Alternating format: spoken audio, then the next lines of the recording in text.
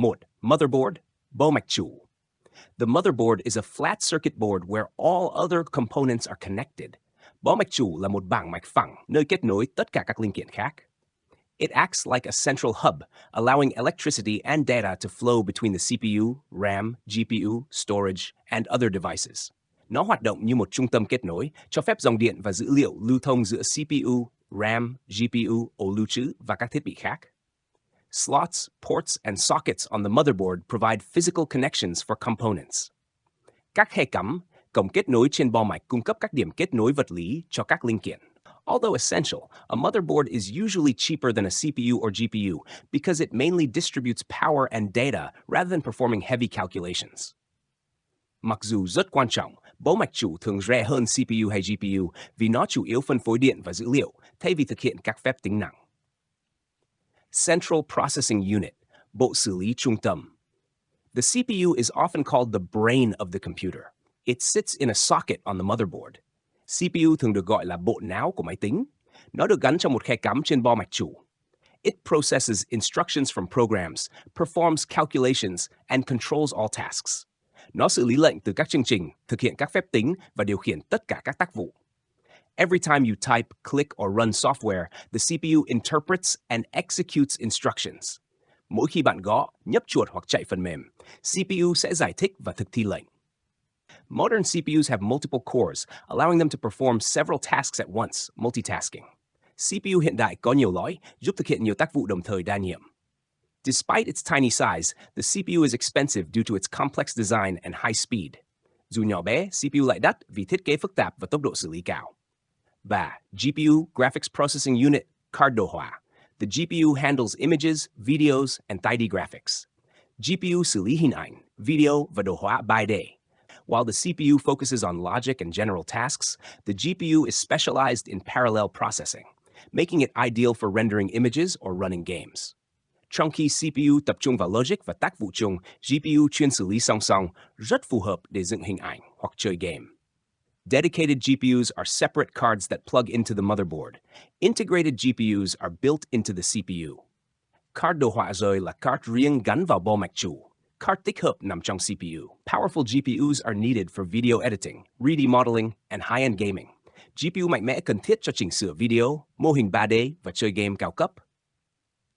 4. Hard drive, HDD, ổ cứng cơ học. The hard drive stores operating systems, software, and personal files. Ổ cứng lưu trữ hệ điều hành, phần mềm và dữ liệu cá nhân.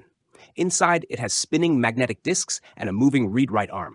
Bên trong có các đĩa từ quay và cần đọc ghi dữ liệu di chuyển. HDDs can hold large amounts of data, but are slower than modern storage solutions.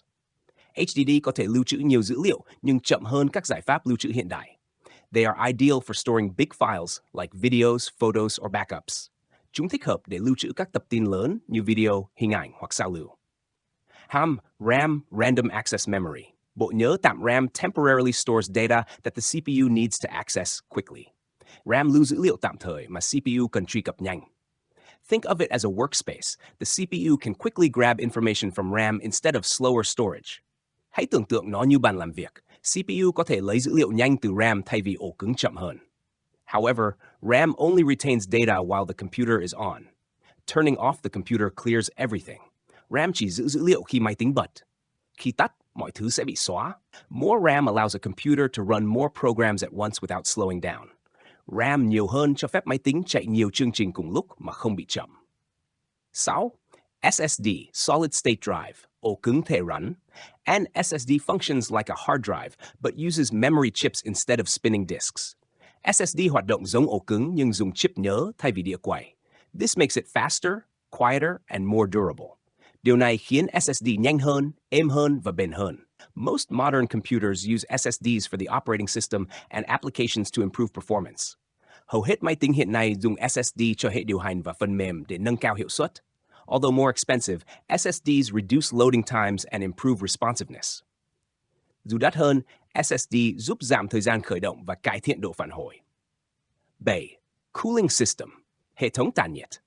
Computers generate heat, especially the CPU and GPU. Máy tính sinh nhiệt, đặc biệt là CPU và GPU. Fans, heat sinks, or liquid cooling systems help dissipate heat. Quạt, Tản nhiệt hoặc hệ thống làm mát bằng chất lỏng giúp tản nhiệt. Proper cooling prevents damage and maintains performance stability.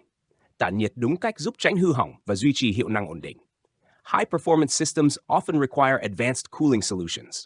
Các máy hiệu năng cao thường cần các giải pháp tản nhiệt nâng cao. 8.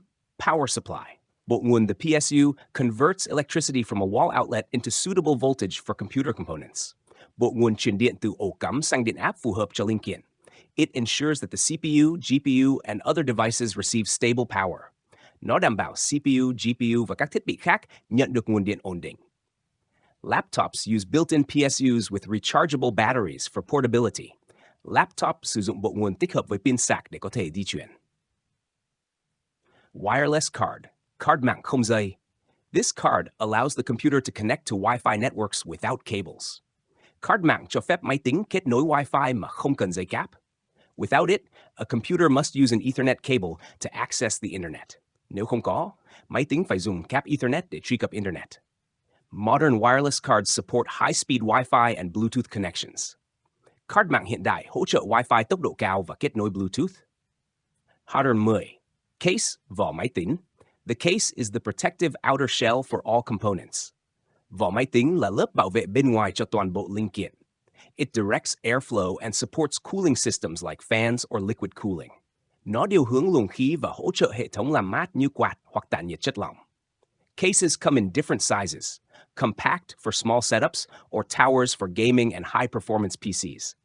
Vỏ máy có nhiều kích thước, nhỏ gọn cho cấu hình cơ bản hoặc dạng tháp cho máy gaming và máy hiệu năng cao.